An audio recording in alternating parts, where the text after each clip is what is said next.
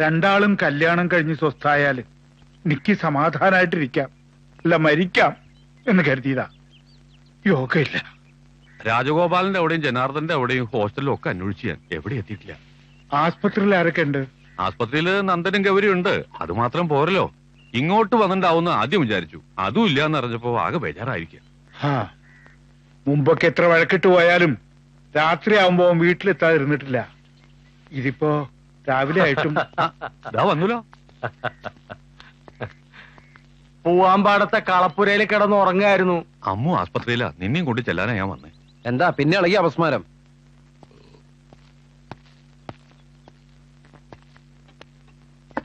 നീയാ ശേഖരൻ നായർ പറഞ്ഞത് കേട്ടില്ലേ? കേട്ടു. പിന്നെന്താ? വിവരം പറഞ്ഞു കഴിഞ്ഞില്ലേ? കുട്ടിയമ്മ പോക്കോട്ടെ. ആസ്പത്രിയിലേക്ക് ചെല്ലാൻ പറഞ്ഞത് കേട്ടില്ലേ? അതും കേട്ടു. പോണല്ലേ? ഇല്ല. അവിടെ അവളുടെ നന്ദൻ ഉണ്ടാവൂലോ. നീ ഇങ്ങനെ ആയാൽ എങ്ങനെയാ വേണു? കഷ്ടമാ. ആവശ്യമില്ലാത്തടത്തേക്ക് കയറി ചെല്ലാതിരിക്കാനുള്ള വിവരമൊക്കെ എനിക്ക് അയച്ച. എനിക്ക് പറയാനുള്ളത് ഞാൻ പറഞ്ഞു. ഇനി നിന്റെ ഇഷ്ടം. ആവശ്യമില്ലാത്ത ഇടമോ ഉള്ള ഇടമോ എന്നൊക്കെ പറയാൻ എനിക്കിപ്പോ അധികാരമില്ലല്ലോ. നീ വലുതായി പോയില്ലേ?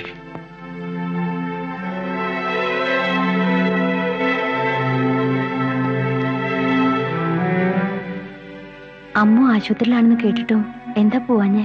ആശുപത്രിയിലാവാൻ കാരണം ഞാനല്ല. ചിലപ്പോ ആണെങ്കിലോ? ഉപദേശിക്കാനുള്ള യോഗ്യതയോ അർഹതയൊന്നും എനിക്കില്ല. ഒരു കാര്യം പറയണം തോന്നുന്നു. ഭാര്യമാര് തെറ്റ് ചെയ്യുമ്പോ ഗുണദോഷിക്കാം, ശിക്ഷിക്കുകയും ചെയ്യാം. പക്ഷേ ഉത്തരവാദിത്തത്തിൽ നിന്നും മാറരുത്. ആ കുട്ടി ഒരു തെറ്റും ചെയ്തിട്ടില്ല. അത് നിനക്കെങ്ങനെ അറിയാം? അറിയില്ല. അതന്നെ ഞാൻ ആദ്യം പറഞ്ഞത്, അറിവില്ലാത്തോളാ ഞാനെന്ന്. എന്നാലും ഒരു പരിചയക്കാരി മാത്രമാന്ന് വെച്ചാലും ആശുപത്രി കിടക്കണമെന്ന് കേട്ട ഒന്ന് പോയി കാണില്ലേ? വെറുതെ എങ്കിലും. നോക്കാൻ അവിടെ ആളുകളുണ്ട് ഇഷ്ടം പോലെ. അവരൊന്നും ഈ ആളാവില്ലല്ലോ. ഈ ആൾക്ക് ഈ ആള് തന്നെ വേണ്ടേ?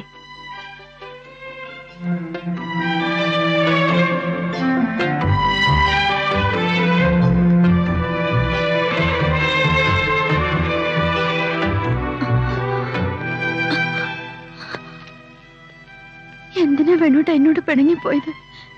ഞാനൊരു തെറ്റും ചെയ്തിട്ടില്ലല്ലോ. നീ ഇറങ്ങിപ്പോയ ഉടനെ ഇവള് തലചുറ്റി വീണു. അപ്പ തന്നെ ഇങ്ങോട്ട് കൊണ്ടുവന്നു. ഇനി വേണോട്ടം വിളിച്ച എപ്പോ വേണമെങ്കിലും എവിടേക്ക് വേണമെങ്കിലും ഞാൻ വരാം. ഇപ്പൊന്നും പറയണ്ട, റെസ്റ്റ് എടുക്ക്. നന്ദേട്ടൻ വന്നില്ലേ? ഡോക്ടറെ അടുത്ത് പോയിരിക്കേ. ഞാൻ എന്ത് ചെയ്യണമെന്ന് ഡോക്ടർ പറയണേ? നന്ദ, അത്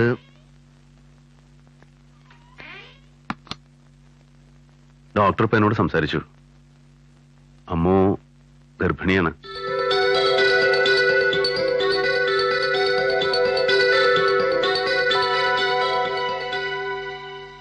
പക്ഷേ ഇപ്പോഴത്തെ അവസ്ഥയിൽ ഞാൻ ഈ പ്രഗ്നൻസി അഡ്വൈസ് ചെയ്യില്ല. ഫിസിക്കലി വീക്കാണ് ആ കുട്ടി. പിന്നെ മെഡിക്കേഷൻ MTP ആണ് ഞാൻ റെക്കമെൻഡ് ചെയ്യുക. You mean abortion? യെസ്. അമ്മുന്റെ ആരോഗ്യത്തിന് അത് പ്രശ്നമാവുമെങ്കിൽ അതാ നല്ലതെന്ന് എനിക്ക് തോന്നുന്നേ. നീ എന്ത് പറയുന്നു?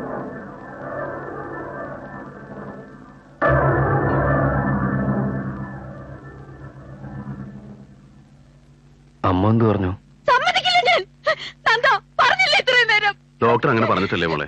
ഡോക്ടറല്ല, ആരും പറഞ്ഞില്ല, സമ്മതിക്കില്ല. അറിയില്ലേ, 4 പെണ്ണ് 3 ആണ് ഉണ്ടാവുന്ന കൈനോട്ടക്കാരി പറഞ്ഞത്. എന്നിട്ട് ആരും തന്നെ കൊല്ലുക. ഡോക്ടർ പറയുമ്പോ എന്താ അമ്മ ചെയ്യാ? ഡോക്ടർ പറഞ്ഞിട്ടല്ല, എനിക്കറിയാം. നിങ്ങൾക്ക് കുട്ടികളുണ്ടാകാൻ അസൂയ. നിനക്കെന്താ അമ്മു പറഞ്ഞാ മനസ്സിലാവാത്തത്? പറഞ്ഞ മനസ്സിലാവണൊക്കെ ഉണ്ട്. വേണ്ടോട്ടാ, സമ്മതിക്കരുത്. നമ്മുടെ കുഞ്ഞിനെ കൊല്ലാൻ സമ്മതിക്കരുത്. സമ്മതിക്കോ വേണ്ടോട്ട. അമ്മൂന് സമ്മതമില്ലെങ്കിൽ അങ്ങനെയെന്ന് വെച്ചാ എന്താ വേണു നീ വിവരക്കേട് പറയണേ? അവളുടെ ഹെൽത്തിന്റെ കാര്യല്ലേ? നിനക്ക് കുഴപ്പമൊന്നും വെച്ചിട്ടില്ല അമ്മ. എനിക്കൊന്നും ഉണ്ടാവില്ല. എന്റെ കുഞ്ഞിനെ കൊന്നാലോ? എനിക്കെന്തായാലും പറ്റ. എന്റെ കുഞ്ഞിനെ കൊല്ലരുത്.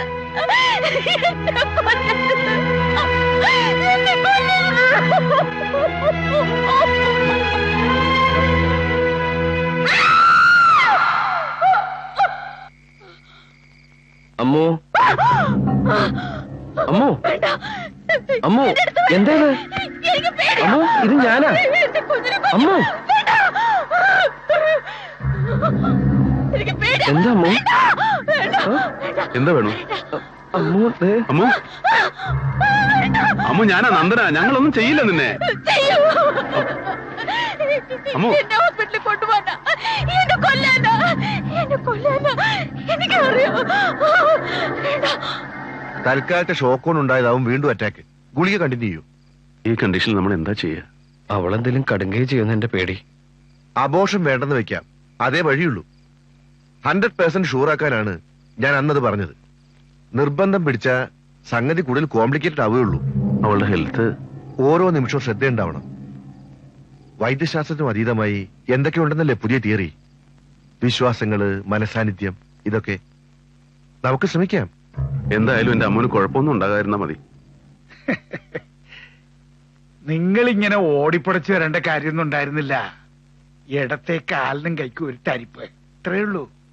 സ്വാമി മാഷ് പറഞ്ഞിട്ടാ ഞങ്ങള് വിവരം അറിഞ്ഞത്. അച്ഛൻ ആരെങ്കിലും പറഞ്ഞയക്കായിരുന്നില്ലേ? എന്തിനാ? അതിനും വേണ്ടി ഒന്നും ഉണ്ടായിട്ടില്ലല്ലോ.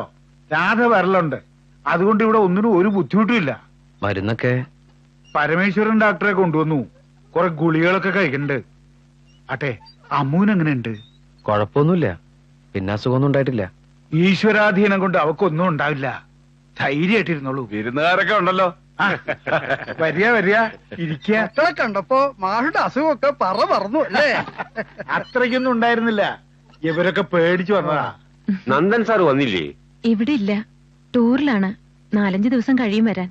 മോളെ, അടുക്കളയിൽ രാധ ഉണ്ടാവും, ചായ എടുക്കാൻ പറയൂ. ആ വേണു, ജോലിയൊക്കെ എങ്ങനെയുണ്ട്? കുഴപ്പമില്ല. രാധേ, ആ, ഞാൻ ചായയും കൊണ്ട് അങ്ങോട്ട് വരാൻ നിൽക്കായിരുന്നു. എന്നോട് ചിലത് മറച്ചു വെച്ചു നീ അല്ലേ? മറച്ചു വെക്കേ? അതെ. എന്താ ഞാൻ പറഞ്ഞത് ശരിയല്ലേ? ഗൗരിയെടുത്ത് എന്താ പറയണമെന്ന് എനിക്ക് മനസ്സിലാവണില്ല.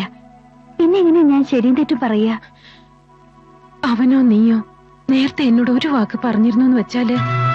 ഓ, അതോ? അത് വേണുവിട്ട് എന്തോ തെറ്റിദ്ധരിച്ചതാ.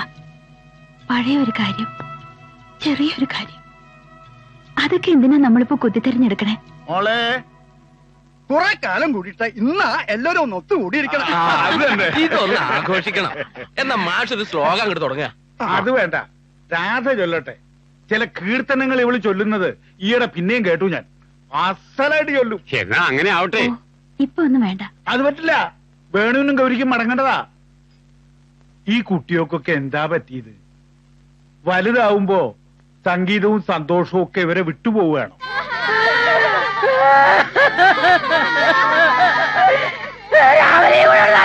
പോയതാണല്ലോ. എനിക്ക് എന്റെ കുട്ടികൾക്ക് ആരുമില്ലാണോ?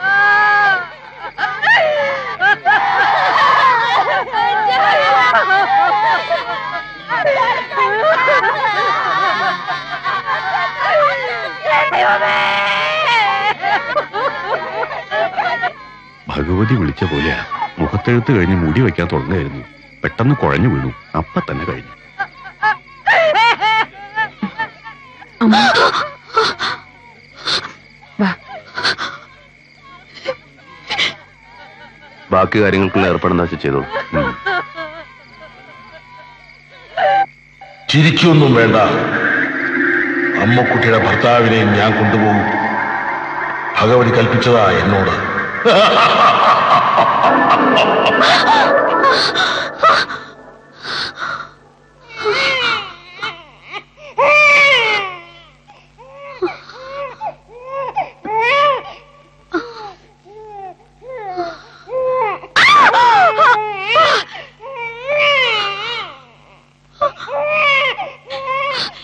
വേണോട്ടിന് എവിടെ വല്യമ്മേ? കാപ്പി കുടിക്കണു, വീട്ടിലേക്ക് പോണമെന്ന് പറഞ്ഞ് നിക്കുക.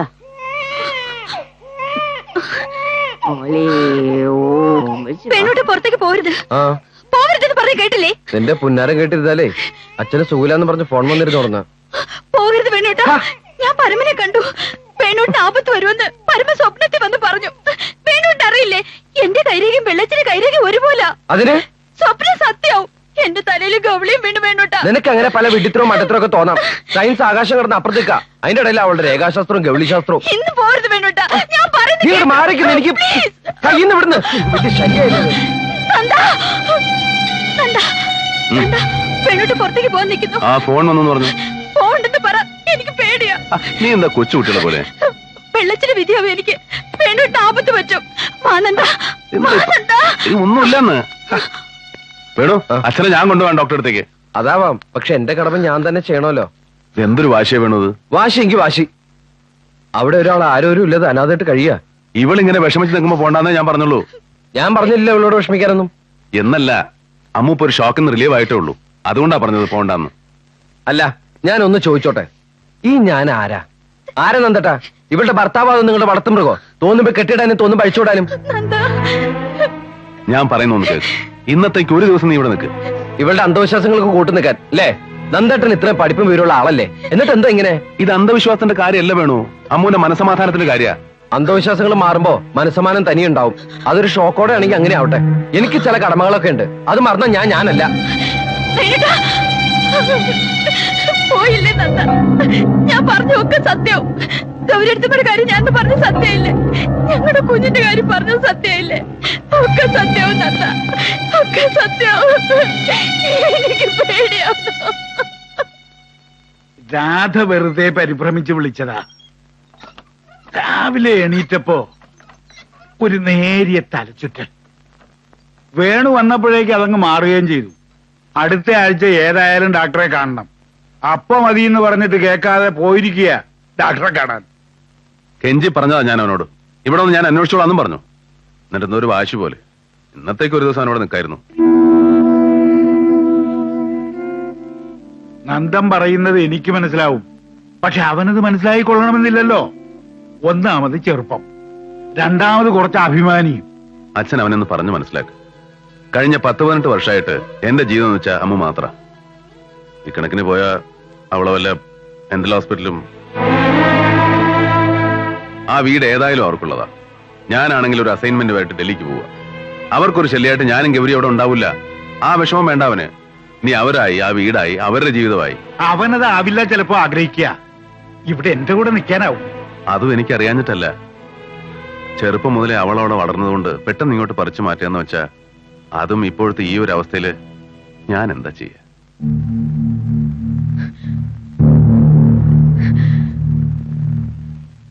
ഒരു വഴിയേ ഉള്ളൂ. ഞാൻ അവിടെ വന്ന് താമസിക്കാൻ കുറച്ചു ദിവസം.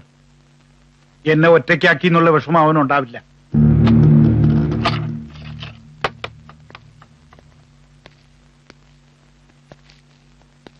അച്ഛനോട് പോയി? ദാ ഇപ്പൊ പോയതേ ഉള്ളൂ. പോവേ? എങ്ങട്? ഗൗരിയടുത്ത് നന്ദേട്ടനും വന്നിരുന്നു. ഓ, അപ്പോ അച്ഛനെ? അതെ, അവരുടെ വീട്ടിലേക്ക് കൊണ്ടുപോയി. അനിയത്തിക്ക് വേണ്ടി ഇനി തറവാട് ഇടിച്ചു നിരത്തി കുളം തോണ്ടണമെന്നും പറയാ അയാള്. എന്തിനാ വേണോട്ടെ വെറുതെ വഴക്കിനൊക്കെ പോണത്? വേണ്ട, ഉപദേശങ്ങളൊന്നും വേണ്ട. തന്റെ ഉപദേശങ്ങൾ ധാരാളം കേട്ടിരിക്കണു ഞാൻ. താൻ എന്നോട് എന്താ പറയാൻ പോകുന്നതെന്ന് എനിക്കറിയാം. സഹിക്കണം, ക്ഷമിക്കണം എന്നൊക്കെയല്ലേ? താനാ എന്നെ നിലയിലെത്തിച്ച്. അല്ലെന്ന് പറയാൻ പറ്റുമോ എനിക്ക്? ഞാൻ വേണ്ട, ഒന്നും പറയണ്ട. എന്താ വേണ്ടതെന്ന് എനിക്കറിയാം.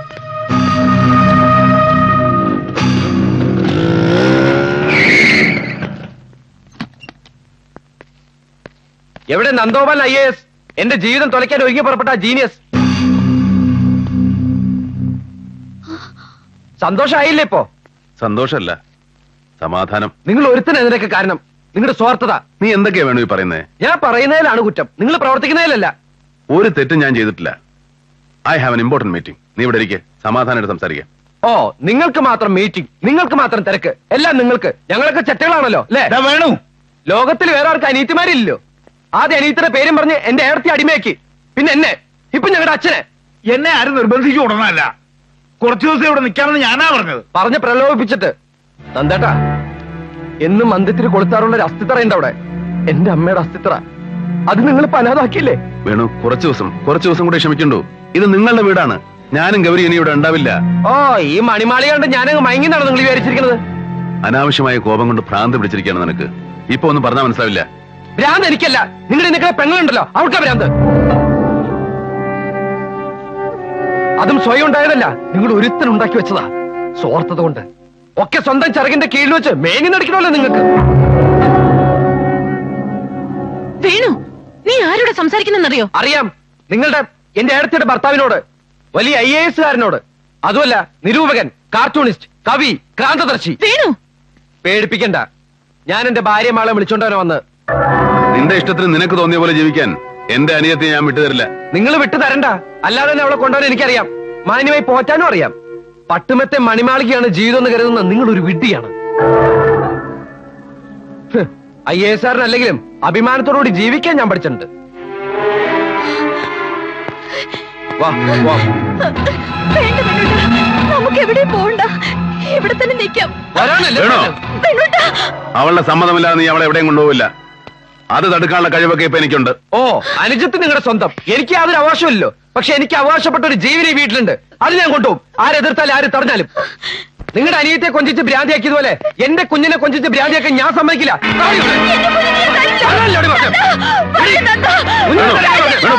ഞാൻ വിടില്ല.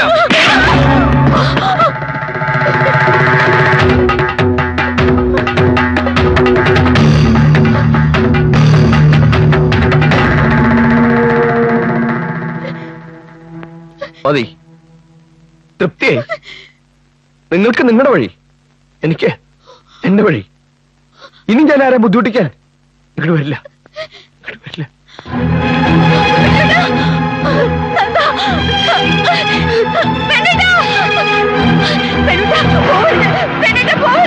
ഞാൻ പറയുന്നൊന്ന് കേക്ക്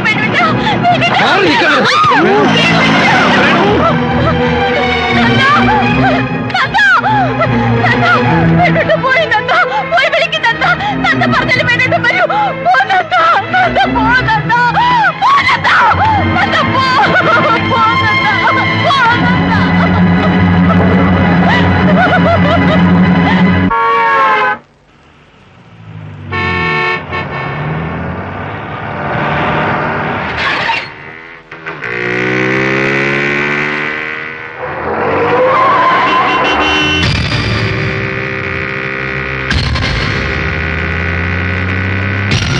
നിൽക്ക്, ഞാൻ പറയുന്ന കേക്ക്. I am sorry. Venu please. അമ്മ അവിടെ കരയാണ്. Please come back Venu, please. I am sorry. ഞാൻ മാപ്പ് ചോദിക്കാം, പോരെ? വേണു വണ്ടി.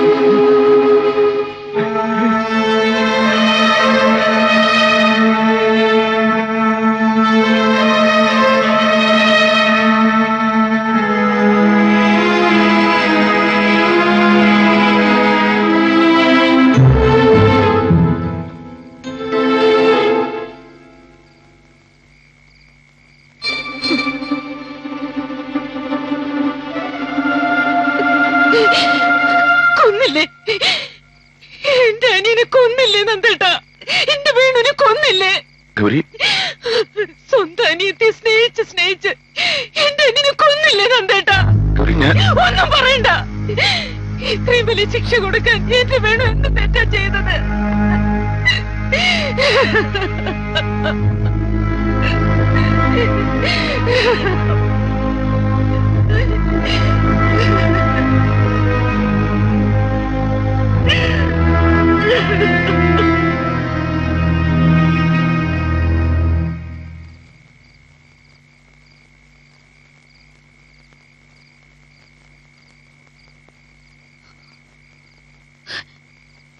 അമ്മോ, പോകണ്ട മോളെ.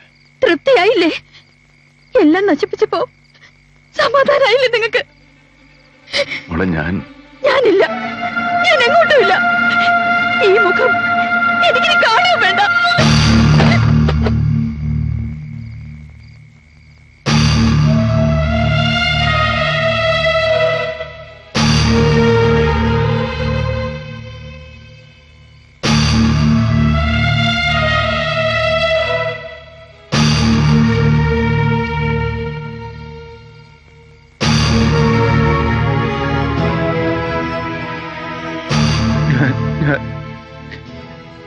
ഞാനൊന്നും ചെയ്തില്ല.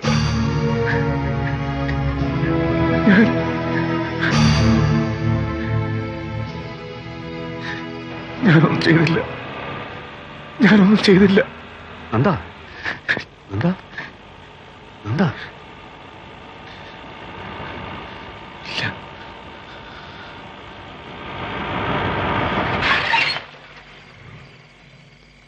സാറ് ഈ വഴി വരുന്നുണ്ടെന്ന് അറിഞ്ഞു. ഒരു കാര്യം പറയാനുണ്ടായിരുന്നു. പുഴയിലൊരു സ്ത്രീയുടെ ബോഡി ഐഡന്റിഫൈ ചെയ്താല്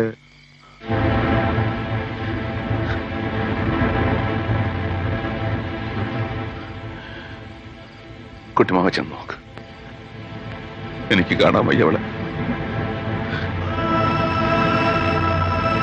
ഒളിച്ചിരിക്കുന്ന മുഖമാണ് എന്റെ മനസ്സിൽ. ചെല്ല്.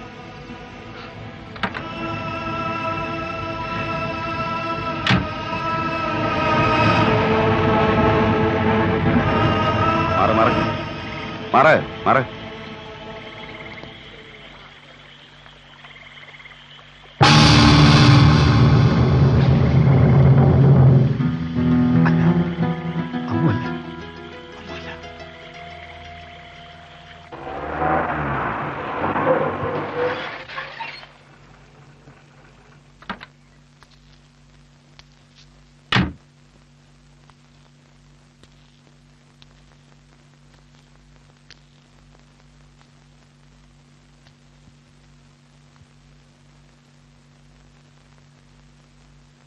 എല്ലാരും എന്നെ ശപിക്കണേ. ഒരു തെറ്റും ചെയ്യാത്ത എന്നെ. ഒക്കെ ഒരു തെറ്റിദ്ധാരണ. നന്ദൻ സ്വയം ശിക്ഷയും വിധിച്ചു. അതിന്റെ പേരിൽ എന്റെ മോളെ കരയാത്ത ദിവസം ഉണ്ടായിട്ടില്ല. നന്ദന്റെ അനിയത്തിയും. എന്റെ അമ്മോ, എവിടെ ഞാൻ അവളെ?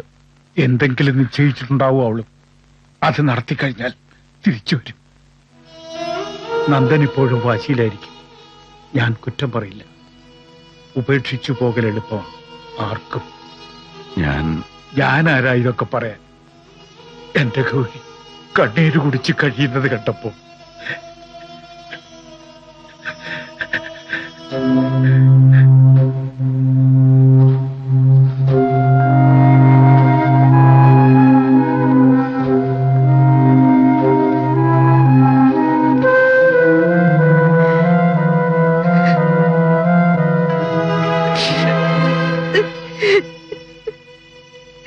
നന്ദാ,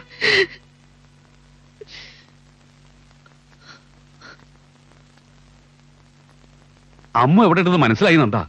സ്വാമി മാഷ് കണ്ടുന്ന്. രാമേശ്വരത്തുണ്ട്, ഞാൻ കണ്ടു.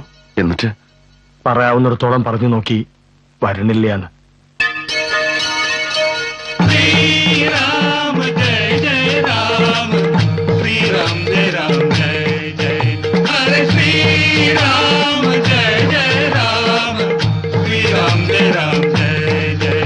നീണ്ട 1.5 വർഷക്കാലം എങ്കിലും എനിക്കറിയായിരുന്നു ഏട്ടൻ വരുമെന്ന്, കൂടെ ഗൗരിയെടുത്തമ്മ ഉണ്ടാവുമെന്ന്.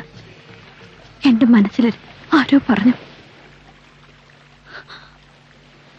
ആരോ അല്ല, വേണോട്ടൻ തന്നെയാവും എന്റെ മനസ്സിലിരുന്ന് പറഞ്ഞത്. എന്തെന്നായാലും നന്ദേട്ടൻ ഉപേക്ഷിക്കില്ലെന്നും എനിക്കറിയായിരുന്നു. എന്നാലും മോളെ ആരോടും പറയാതെ ഇങ്ങനെ. ആരോട്? ഈ ഗൗരി എടുത്തമ്മയോടോ? ഞാനും വരാന്ന് പറയും എടുത്തമ്മ. കൂടെ കുട്ടിയമ്മയും കൂട്ടാന്ന് പറയും. അപ്പോഴും ഏട്ടന്റെ അജ്ഞാതവാസം അവസാനിക്കില്ലല്ലോ. കുട്ടിമാമ ഒന്ന് പറഞ്ഞപ്പോ, നിന്നെ കാണാനുണ്ടായെന്ന് കേട്ടപ്പോ, വേണോട്ടിന് വേണ്ടി എനിക്കൊന്നും ചെയ്യാൻ കഴിഞ്ഞില്ല. വിവരദോഷം കൊണ്ടാവാം. ജീവിച്ചിരുന്ന കാലം മുഴുവനും വേണോട്ടിനെ ഉപദ്രവിച്ചിട്ടുള്ളൂ ഞാൻ. എന്നിട്ടും വേണോട്ടിന് എന്നെ വെറുത്തില്ല. കൂടുതൽ കൂടുതൽ സ്നേഹിക്കുകയും ചെയ്തത്. ഇനി വേണോട്ടിന് വേണ്ടിയുള്ള അവസാന കർമ്മം കൂടി ചെയ്യണം. മോളെ കൊണ്ട് ചെയ്യിക്കണം. അതും കൂടെ കഴിഞ്ഞ സമാധാനമായി. ഇനി വേണോട്ടിന് വേണ്ടി അതൊന്നില്ലേ നമുക്ക് ചെയ്യാൻ കഴിയുള്ളൂ. അന്നത്തെ സങ്കടം കൊണ്ട് ഞാൻ ഏട്ടനോട് എന്തൊക്കെയോ പറഞ്ഞതൊക്കെ ഓർമ്മയുണ്ട്. തെറ്റാണ്, അല്ല തെറ്റുപോലല്ല, പാവമാണ്. ഏത് പാപത്തിനും ഒരു പരിഹാരം ഉണ്ടാവില്ല ഏട്ടാ. എന്റെ മോൾ ഒരു പാവവും ചെയ്തിട്ടില്ല. ഏട്ടൻ ഒരു വിഷമമില്ല, ഒരു വിഷമമില്ല. അമ്മ വാങ്ങോ, വന്ന് ഉക്കാറുങ്കോ. ഇനി ഈ മോളെ വളർത്തണം നമുക്ക്. എന്നെ വളർത്തിയ പോലെ തന്നെ നിറയെ സ്നേഹം കൊടുത്ത്. മമ ഗോത്രസ്യ ശിവഗോത്രസ്യ വേണുഗോപാലൻ അയം പിണ്ടസുധാ നമഃ ஜாயம் பலி நமஹ. இந்த அஸ்தி எடுத்துட்டு போய் மகாசமுத்திரத்துல கரைச்சிட்டு ஸ்நானம் பண்ணிட்டு வாங்கோ. வேணுகோபாலன் ஆத்மசாந்தி நமஹ, தாகசாந்தி நமஹ, தாகசாந்தி நமஹ.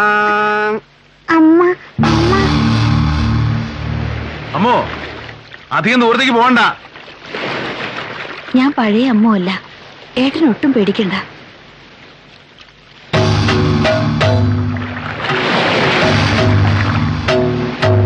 മതി, അവിടെ നിന്ന് അറിഞ്ഞോളൂ. അമ്മോ മതി, അവിടെ നിൽക്ക്. അമ്മോ, അമ്മോ,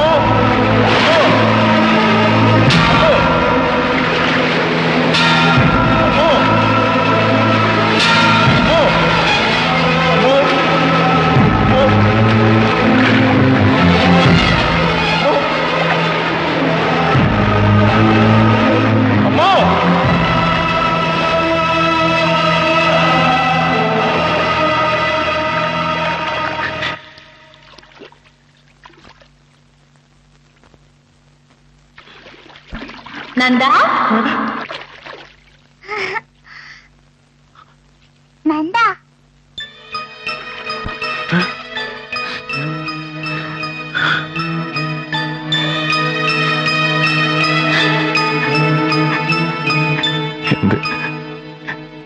എന്റെ അമ്മു. ഇരുൾ വീഴുന്നൊരി കടലാ